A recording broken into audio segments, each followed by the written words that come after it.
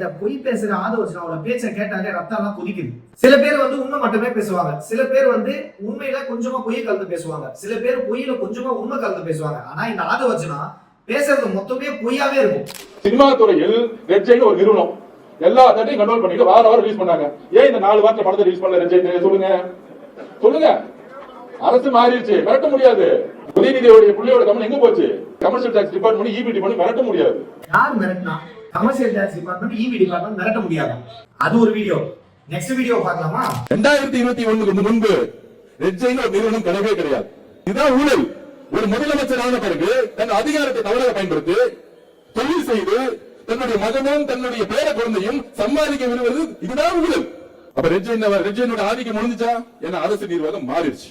ஆலோசனா 2021 முன்னாடி ரெட் ஜெயின் ஒரு நிறுவனமே இல்லையா? 2008 உன் தலைவன் நடிச்ச குருவின்ற படத்தை ப்ரொடியூஸ் பண்ணதே ரெட் ஜெயின் தான். இப்போ ரெட் ஜெயின் முடிச்சிட்டாங்களாம். ரெட் ஜெயின் படம் ரிலீஸ் பண்ணிருக்காங்க. கட்டா குஸ்தி பார்ட் 2 படம் ரிலீஸ் பண்ணிருக்காங்க. 4 வாரத்துக்கு முன்னாடி பேசும்போது ரெட் ஜெயின் முடிச்சிட்டேன்னு சொல்லிட்டீங்க.